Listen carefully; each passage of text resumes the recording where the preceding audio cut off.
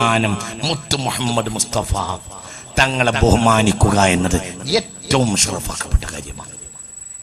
എങ്ങനെ ഹബീബായ നബിയെ പറയുക, ഹബീബായ റസൂലുള്ളാഹിയെ പറയുക, ഹബീബായ റസൂലുള്ളാഹി തങ്ങളെ ആദരിക്കുക. എങ്ങനെ മനുഷ്യ ഒരാൾ ഇസ്ലാം മതത്തിലായി, ഒരു മനുഷ്യന് 50 വയസ്സായി എന്ന് വെക്കുക, ഒരാൾക്ക് 50 വയസ്സായി.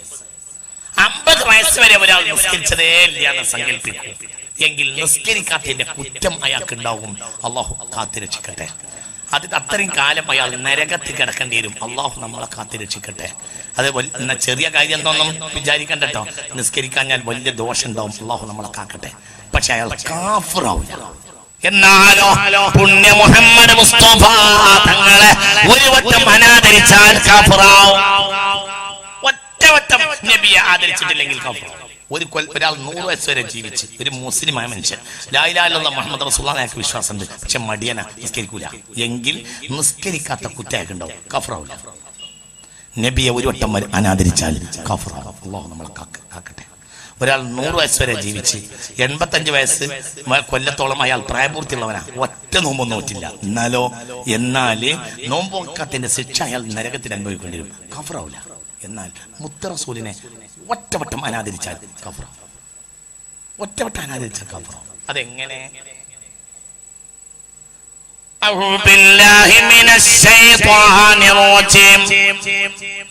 ബിസ്മില്ലാഹിർ റഹ്മാനിർ റഹീം. يا أيها الذين آمنوا لا تقدموا بين يدي الله ورسوله واتقوا الله إن الله سميع عليم. يا أيها الذين آمنوا لا ترفعوا أصواتكم فوق صوت النبي ولا تجهروا له بالقول كجهر بعضكم لبعض أن تحبط أعمالكم وأنتم لا تشعرون. صلى الله على محمد صلى الله على اللهم صل على محمد. വിശദീകരിക്കുന്നു, യാ അയ്യുഹല്ലദീന ആമനൂ, മുഅ്മിനീങ്ങളെ, ലാ തർഫഉ അസ്വാതകും ഫൗക സൗതിൻ നബി. നല്ല ഉസാമി. യാ അയ്യുഹല്ലദീന ആമനൂ, മുഅ്മിനീങ്ങളെ, ലാ തർഫഉ അസ്വാതകും ഫൗക സൗതിൻ നബി. നിങ്ങൾ നബിയുടെ ശബ്ദത്തേക്കാൾ ശബ്ദം ഉയർത്താൻ പാടില്ല. ഉയർത്താലോ? അടുത്ത വാക്ക് അന്തഹബതഅമാലുക്കും, നിങ്ങളുടെ അമലുകൾ പൊളിഞ്ഞു. ഇസ്ലാമിൽ ഒറ്റ വിഷയത്തിൽ മാത്രമേ അമല് പൊളിഞ്ഞുള്ളൂ, മുർത്തദായാൽ. ഒരാൾ ഇന്ന് നിസ്കരിച്ചില്ല എങ്കിൽ ജീവിതത്തിൽ എല്ലാ നിസ്കാരം പൊളിഞ്ഞോവോ? ഈ കൊല്ലത്തെ റമളാനിൽ നോമ്പ് വെച്ചിട്ടില്ലെങ്കിൽ കഴിഞ്ഞ നോമ്പൊക്കെ പൊളിഞ്ഞോവോ? ഇല്ല. ഇസ്ലാമിൽ ഒറ്റ കാര്യത്തിലെ അമല് പൊളിഞ്ഞോളൂ, അത് കാഫിറാവുമ്പോഴാണ്. അല്ലാഹു കാക്കട്ടെ. അതാണ് ഇപ്പൊ പറഞ്ഞതിന്റെ അർത്ഥം. നിങ്ങൾ നബിയുടെ മുന്നിൽ നബിയുടെ ശബ്ദത്തെക്കാൾ ശബ്ദം ഉയർത്താൻ പാടില്ല. ശബ്ദം ഉയർത്തിയാലോ നിങ്ങളെ അമൽ പൊളിഞ്ഞു. അതായത് ശബ്ദം ഉയർത്തിയാൽ നിങ്ങൾ കാഫിറാവും. അല്ലാഹു കാക്കട്ടെ. അതിപ്പോ എന്താ പറഞ്ഞതിന്റെ അർത്ഥം? ഉയർത്തുക താഴ്ത്തുക എന്നത് നസബിയ്യത്താണ്, ആപേക്ഷിക കാര്യങ്ങൾ. നബി മിണ്ടിയാലല്ലേ നബിയുടെ ശബ്ദത്തിലെ ഉയർച്ചയും താഴ്ചയും മനസ്സിലാവും. ഈ ആയത്തിന്റെ വ്യാഖ്യാന, ഒരാൾ റസൂലുള്ളാഹിന്റെ സദസ്സിൽ പോയാൽ എന്ത് ചെയ്യണം? ഒന്നും പറയണ്ട, നബി പറയാതെ പറയരുത്.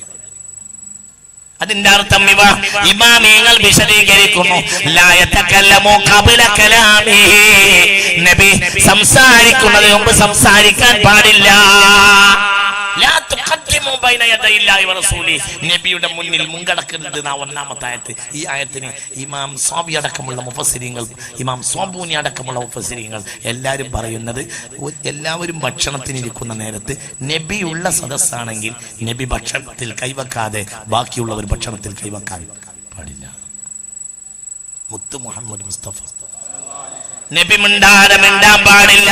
നബിയുടെ ശബ്ദത്തിനേക്കാൾ ശബ്ദിക്കാനും പാടില്ല. ശബ്ദിച്ചാലോ നിങ്ങളെ അമലുകൾ മുഴുവൻ പൊളിഞ്ഞു പോകും. അമൽ പൊളിഞ്ഞ വിവരം നിങ്ങളോട്ട് അറിയുകയുമില്ല. എന്റെ അമൽ നിങ്ങൾ മുർത്തദ്ദായ വിവരം നിങ്ങളോട്ട് അറിയുകയുമില്ല. മുർത്തദ്ദായി പോകും. إن الذين يغضون أصواتهم عند رسول الله أولئك الذين امتحن الله قلوبهم للتقوى لهم مغفرة وأجر عظيم. അല്ലാഹുവിന്റെ മുത്ത് മുഹമ്മദ് മുസ്തഫ സല്ലല്ലാഹു അലൈഹി വസല്ലമ തങ്ങളെ മുന്നിൽ ശബ്ദം താഴ്ത്തി സംസാരിച്ചാൽ അത് ഒരാളുടെ തഖ്വയുടെ അടിസ്ഥാനമാണ്. തഖ്വയുള്ളവരാണ് അങ്ങനെ ചെയ്യുക. അല്ലാഹു തൗഫീഖ് തരട്ടെ. ഒരിക്കൽ മദീന പള്ളിയിൽ കയറി വന്നു സയ്യിദ്ന ഉമർ ഇബ്നു ഖത്താബ്. ഉമറിന്റെ ഖിലാഫത്താണ് ഹബീബായ നബി സല്ലല്ലാഹു അലൈഹി വസല്ലം ഇന്നും ഈ ആയത്ത് ബാധകമാണെന്ന് തഫ്സീറിൽ കാണാം. ഇന്നും അപ്പോൾ പിന്നെ ഇന്ന് എന്താ കഴിയും? ഇന്ന് മദീനയുടെ റൗളയിൽ പോയാൽ പെയ്യെ മാത്രമേ സംസാരിക്കാൻ പാടുള്ളൂ. മെല്ലെ ദുആ പോലും മെല്ലെ പറയാൻ പാടുള്ളൂ. മെല്ലെ ഒച്ചട്ട് ചേർക്കാൻ പാടില്ല. അള്ളാഹു നമ്മളെ കാക്കട്ടെ. ഉറക്കപ്പറ അള്ളാഹു കാക്കട്ടെ. ഒരാളുണ്ട്, രണ്ടാളുണ്ട്, ഒച്ചയിട്ട് വർത്തമാനം പറയുന്നു നബിയുടെ റൗളയുടെ മുന്നിൽ. ആരുടെ കാലത്ത്? സയ്യിദ്ന ഉമർ ഇബ്നുൽ ഖത്താബ്. അപ്പോൾ സയ്യിദ്ന ഉമർ അവരെ രണ്ടാളെയും തന്റെ അടുക്കലേക്ക് വിളിപ്പിച്ചു. ദേഷ്യപ്പെട്ട് ചോദിച്ചു, ആരാണ് നിങ്ങൾ? എവിടുന്നാണ് നിങ്ങൾ? അപ്പോൾ അവർ പറഞ്ഞു, യാ ഖലീഫത റസൂലില്ലാഹ് നഹ്നു മിനത് ത്വായിഫീൻ. ഉമർ ഇബ്നുൽ ഖത്താബിന് ദേഷ്യം വന്നു. നിങ്ങളെ പെരുമാറ്റം കണ്ടപ്പോൾ തന്നെ എനിക്ക് മനസ്സിലായി നിങ്ങൾ ത്വായിഫുകാരായിരിക്കും. നിങ്ങൾ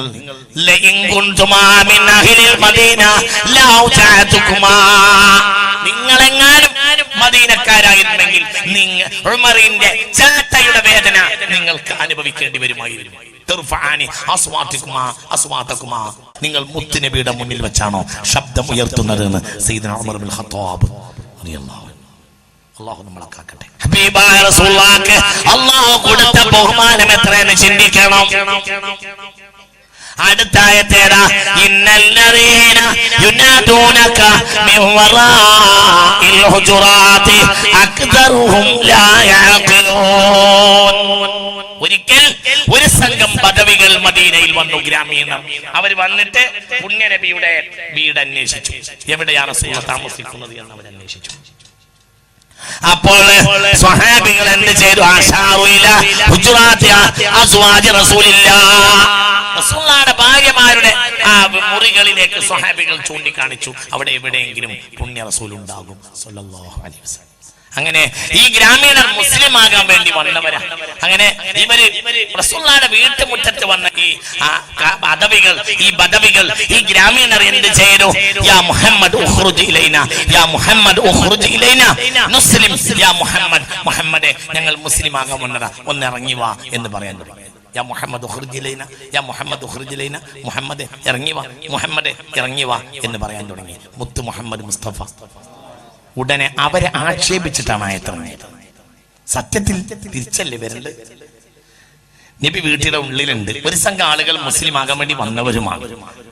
അപ്പോൾ നബി പുറത്തിറങ്ങിയില്ല. അല്ലാഹു ആരോടാ പറയണ്ടേ? നബിയെ, ഇത്രയേറെ ആളുകൾ മുസ്ലിം ആകാൻ വേണ്ടി വന്നിട്ട് നിങ്ങൾ വീട്ടിലിരിക്കണോ നബിയെ വേണ്ടത് എന്നല്ലേ ആയത്ത് വരണം, സ്വാഭാവികമായി വരേണ്ടത്. പക്ഷെ അങ്ങനെയല്ല ആയത്ത് വന്നത്. എന്തായത്? ഇന്നല്ലദീന യുനാദൂനക മിൻ വറാഇൽ ഹുജുറാത് അക്സറുഹും ലാ യഅഖിലൂൻ. അങ്ങയുടെ വീട്ടിന്റെ മുന്നിൽ വെച്ച് അങ്ങേ പേര് വിളിച്ച് ആവർത്തിക്കുന്നവരുണ്ടല്ലോ, അക്സറുഹും ലാ യഅഖിലൂൻ, അവർക്ക് ഭൂരിഭാഗത്തിനും ബുദ്ധിയില്ല. ഗ്രാമീണരല്ലേ, ബുദ്ധിയില്ല. അങ്ങനെയല്ല അവർ ചെയ്യേണ്ടിയിരുന്നത്. അടുത്തായത്ത് ഇത് പുണ്യ മുഹമ്മദ് മുസ്തഫ തങ്ങളുടെ വീട്ടിന്റെ മുന്നിൽ 5 മിനിറ്റോ 10 മിനിറ്റോ നടന്ന ഒരു സംഭവം. ആ സംഭവമാണ് ഖിയാമത്ത് നാൾ വരെ ഖുർആനിൽ ആയത്. ഇത്